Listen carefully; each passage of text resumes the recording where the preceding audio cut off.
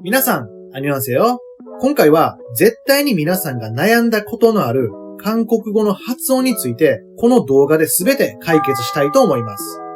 ある程度ハングルは読めても、実際に韓国人が話している韓国語が聞き取れないってことないですか？また、一文字ずつなら読めるけど、文章になったら急に読めなくなったり、思っていた発音とは違ったりしてないですか？実は韓国語には10個の音の変化のルールがあるんです。それを知らずに勉強していると、必ずどこかでつまずき、韓国人が話している韓国語が聞こえない現象に陥ってしまいます。そこで今回はその謎を解き明かすために、韓国語の発音の変化を学び、皆さんをネイティブみたいに発音できるようにしたいと思います。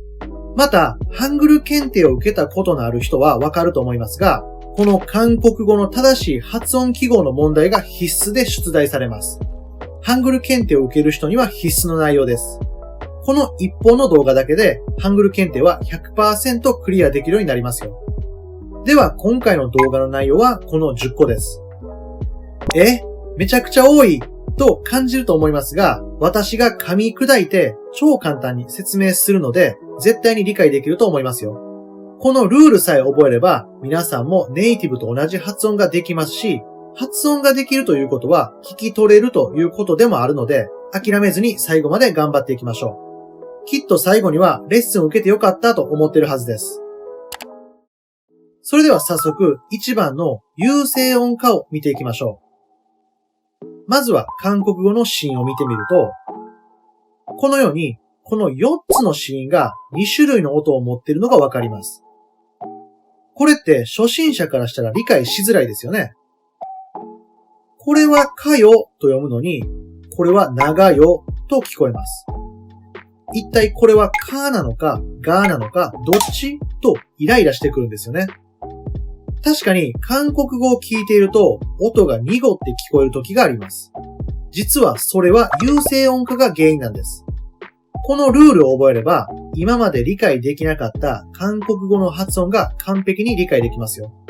また韓国語にはリュールやイウンなどとそれぞれ名前があるんですが、それをいちいち覚えるのは大変ですので、私のレッスンでは子音や発音をローマ字で読んでいきますので、もし忘れてしまいそうな人はこちらの表をノートなどに書き写してくださいね。また、このように音が同じ場合があるので、このレッスンでは便利上次のように説明していきます。それでは有声音化の中身に入っていきましょう。この有声音化には2つのルールがあります。1、前の文字にパッチムがなく、次の文字にこれらの子音が来ている場合は音が濁る。2、前の文字にこれらのパッチムがあり、次の文字にこれらの子音が来ている場合は音が濁る。ただし、前の文字のパッチムが R のパッチムの場合は、ノー音化される例外もあります。では、1番の例から見ていきましょう。いやぎで見てみると、これはいやきなのか、いやぎなのか迷ってしまいますよね。ですが、有声音化のルールに当てはめると、パッチムのないやの後にぎが来てますよね。すなわち、これは有声音化が適用されるので、いやきではなく、いやぎと発音が濁るということです。他にもこの単語、くる、パッチムのないくの後にドゥが来ているので、有声音化が適用され、この音はトゥではなく濁ったドゥの音に変わるということです。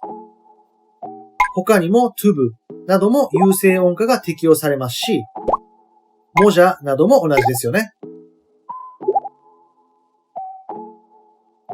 このルールを知るだけで今まで曖昧だった韓国語の発音が少し理解できたと思います。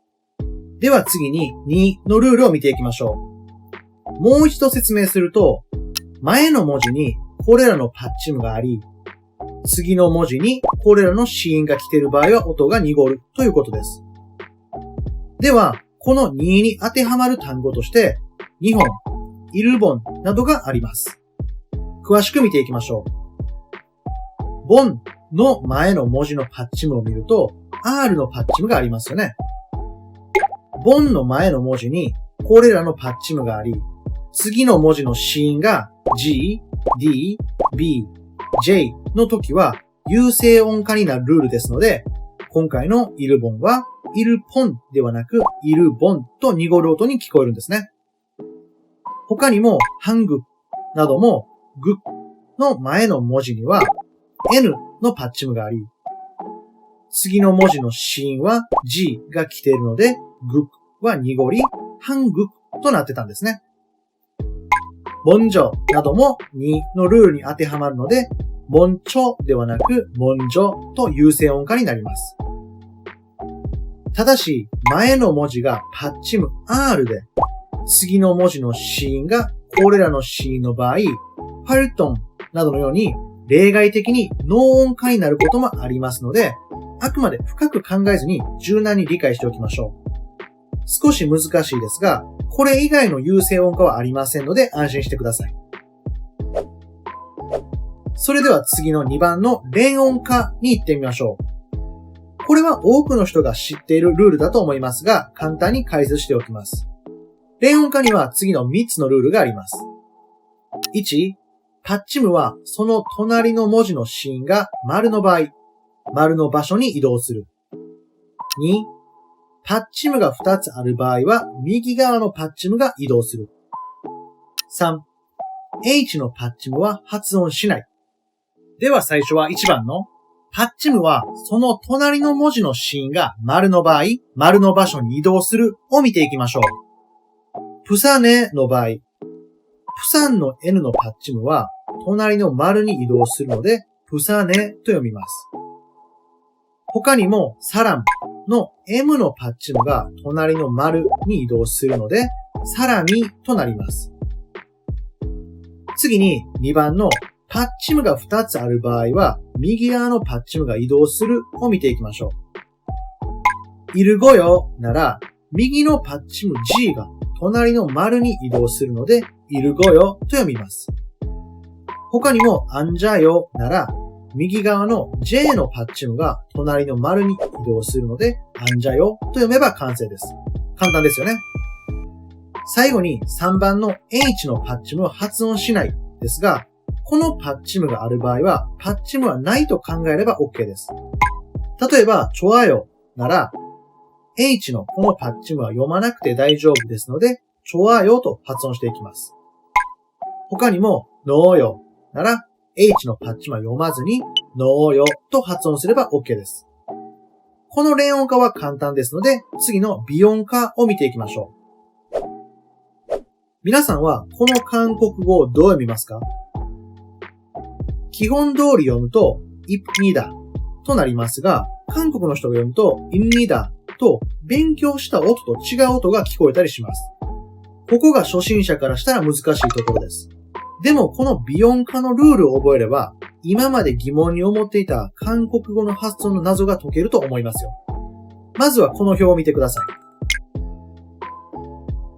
他の発音の説明でも、このパッチムのグループは共通して必要ですので、ノートなどに書き留めておきましょう。そして、この微音化のルールを簡単に説明すると、グループ K、T、P のパッチムがあり、その次の文字の子音が N または M が続く場合は、元のパッチムがグループ K の場合は丸に、グループ T の場合は N に、グループ P の場合は M に変わるというルールです。少しややこしいので、単語を見ながらさらに詳しく解説していきます。例えば、입니다で見ていきましょう。一文字目のパッチムはグループ P ですよね。その次の文字の子音を見ると N の音があります。すなわち、この音は微音化になることがわかります。そして、グループ P の場合は、元のパッチムが M に変わるルールですので、입니다から입니다に発音が変わるんですね。他の単語でも見ておきましょう。皆さんはこれはどう読みますか？よく見ると、最初の文字にはグループ K のパッチム G がありますよね。そして、その文字の隣の C には N が来ています。すなわち、微音化のルールですよね。そして、グループ K のパッチムは、元のパッチムが丸に変わるルールですので、ジャクニョンからジャンニョンに発音が変わっていくんです。ではもう一つだけ見ておきましょう。これはどう発音しますか？もう大丈夫ですよね。一文字目にグループ T の S のパッチムがあり、その次の文字の C には N の文字が来ています。そう、この文字も微音化ですね。そしてグループ T の場合は元のパッチムが N に変わるルールですので、このように옛날と発音が変わるんです。動画の最後にも問題を出していますので、もっと問題を解いてみたい人はぜひ挑戦してみましょう。それでは次の4、H の弱音化を見ていきましょう。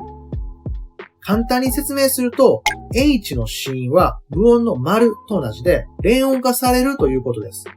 では実際に韓国語を使って見ていきましょう。これは皆さんどう読みますか？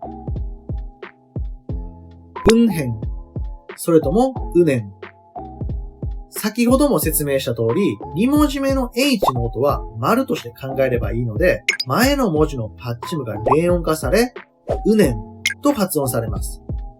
他にも、전혀は前のパッチムが H の音と連音化されるので、전혀という発音になります。この弱音化は連音化さえ分かっていれば簡単ですよね。では次の5、激音化を見ていきましょう。激音化には2つのルールがあり、1、パッチム、グループ K、T、P の次の文字の C に H の音が来ていると、パッチムがこのようにパッチムの種類により激音に変わり、さらに一つ前で習った4、H の弱音化が適用される。2、パッチム H があり、次の文字の子音にこれらの音が来ていると、子音の音がこのようにパッチムの種類により激音に変わるというルールです。少しわかりづらいので詳しく見ていきましょう。まずは入学を見てみましょう。これは一文字目のパッチムは B のパッチムがあります。そして次の文字の子音を見ると H の音が来てます。すなわちこの単語は丸1のルールに当てはまることがわかると思います。そうすると B は B のパッチムの激音である P にこのように変わるルールでしたよね。そして一つ前に習った4、H の弱音化のルールにも当てはまるので連音化となり一拍という発音になっていきます。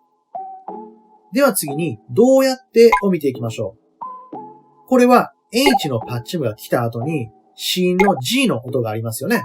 すなわち、丸2のルールが当てはまることがわかります。そうすると、その子音は種類により、このように激音化されます。今回は G の子音ですので、その激音である K の音に変わります。そうすると、어떻게に発音が変わっていきます。2文字目の H のパッチはどこに行ったのって思うかもしれませんが、4で習った弱音化で消えていると理解すれば問題ないでしょう。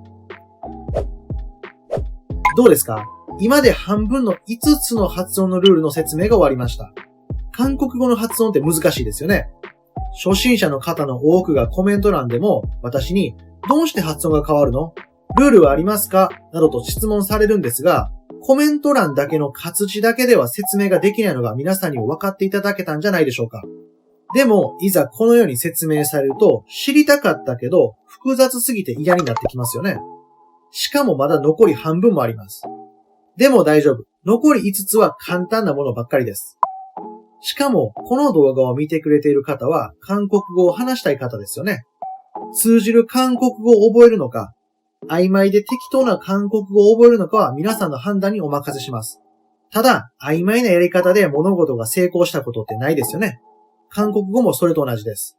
どうせやるならしっかり納得してやりきることをお勧めします。そして、このチャンネルでは皆さんが日頃見てくださっている動画の内容をまとめた教材を販売しています。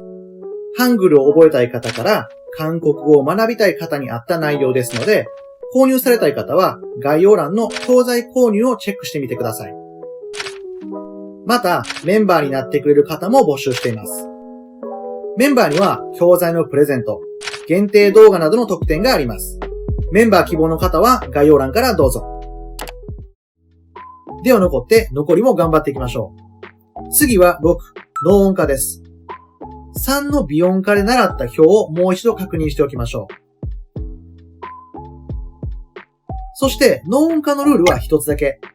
パッチムのグループ K、T、P があり、その次の文字の子音にこれらの子音が来ている場合、その子音がこのように種類別に脳音化されます。では例を見ていきましょう。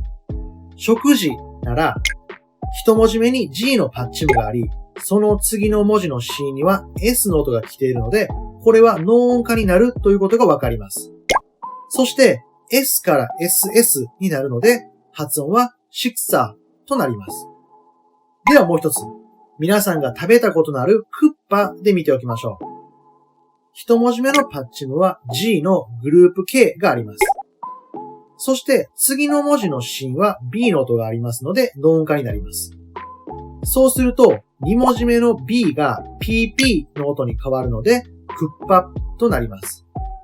まずはへーと理解しておき、動画の最後にある練習問題の他の単語でも練習してみましょう。では次の7、流音化に行きましょう。これもルールは一つだけ。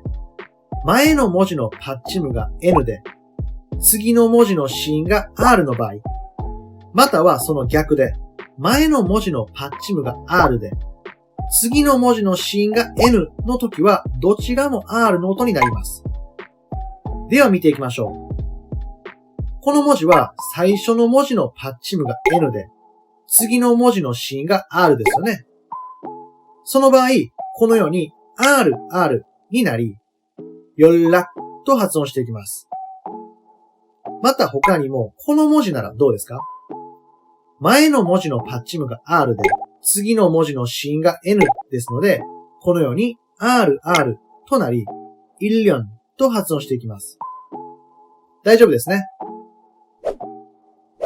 それでは次の8、ウィーの不規則な発音を見ていきましょう。このウィーの読み方には次の3つのルールがあります。丸1、ウィーが一番前の文字に来た場合は、そのままウィーと読む。また、一番最初に来ている場合でも、その文字の子音がヒマンのように、丸の無音以外の音を持った子音が来た場合は、ウィーからイとなり、フィーマンではなくヒマンと発音していきます。丸2、ウィーが2文字目以降に来た場合はイと読む。丸3、助詞の所有を表すホニャララの場合はと読む。これも少しややこしいと思いますので詳しく見ていきましょう。例えばこの文字ならどうなりそうですか？そう、最初の文字にウィが来ているので丸1のルールを適用し、そのままウィジャと読めば大丈夫です。ではこの文字ならどうですか？確かにウィが最初の文字に来ていますが、その文字の子音を見ると H の音があります。その場合、ウィからイと発音が変わり、フィーダではなくヒダと発音していきます。次に、丸2のルールに当てはまる韓国語を見ていきましょう。この文字を見たときに、ウィは2文字目に来てますよね。丸2のルールは、ウィが2文字目以降に来た場合は、イと読み方が変わるので、この韓国語はフェイと発音していきます。そして最後の丸3の所有を表すホニャララのウィは A と読むルールですので、東京の友達は東京へチングと読んでいきます。いろいろなウィの読み方を動画の最後の練習問題で出していますので、ぜひマスターしていきましょう。残すもあと2つ。次は口外音化を見ていきましょう。名前が難しそうなだけで超簡単。最初の文字のパッチムが D または T で、次の文字に E が来ている場合、D のパッチムなら G となり、T のパッチムなら C となります。これも例を一つずつ見ておきましょう。あえて、最初のパッチムに D が来ていて、隣の文字が E なので G となり、このように9時と読みます。次に、この文字なら、最初のパッチムに T が来ていて、隣の文字がいなので、ちとなり、このようにかっちと読みます。まあ、この口外音化は簡単ですよね。では、最後の二重パッチムを見てレッスンを終わりにしましょう。皆さんは、このようにパッチムが2つある韓国語を見て、どう読めばいいのか迷わなかったですか？これも難しそうに見えますが、実は簡単。パッチムは1つしか読めないのがハングルのルールですので、2つのパッチムがある場合は、優先順位を決めて、どちらか一方のパッチムを読めば OK なんです。そして、その優先順位の決め方は、一番最初に習った子音の順番の早い方を読めばいいんです。子音の順番なんか覚えてないよって方のために、もう一度子音の表を見せたいと思います。例えば先ほどのイクタ。この文字を例にとってみると、この単語にはパッチムが2つありますよね。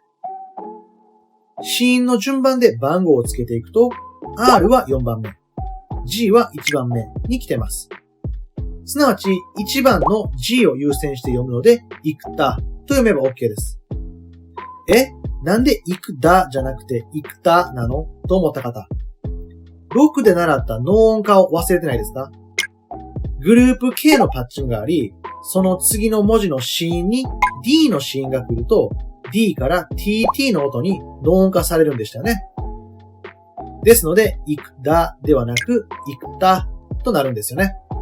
少しややこしいですが、何度も動画を見て理解していけば自然とこの時はこうやったなと感覚で理解できるようになってきます。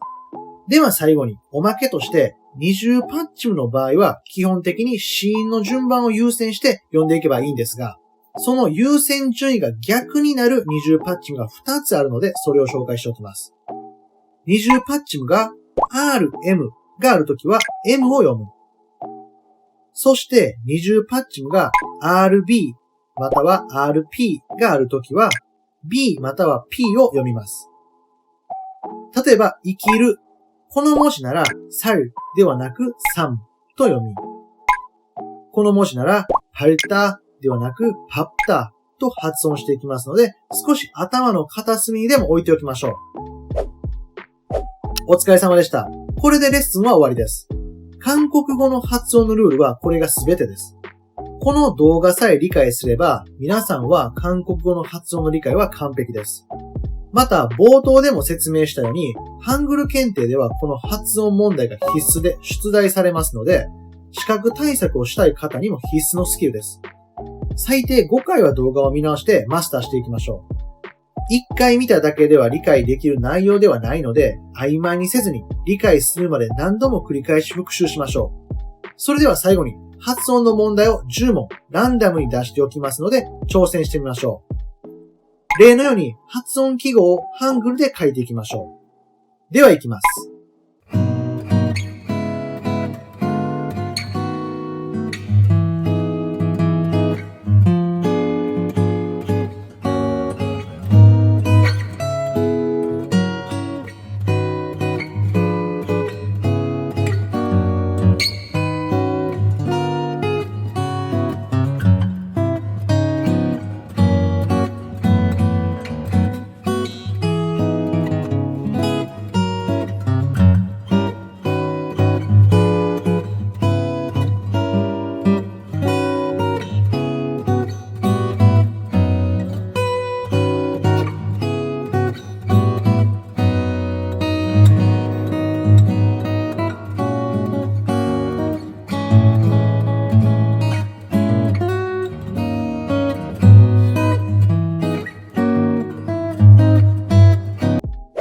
どうでしたか？全問正解できましたか？間違えたところや、まだ理解が曖昧なところがあれば、何度も動画を見直して完璧にしていきましょう。この内容は絶対に皆さんの韓国語の勉強に役立つと思いますよ。それでは今回のレッスンはここまでです。別の動画でお会いしましょう。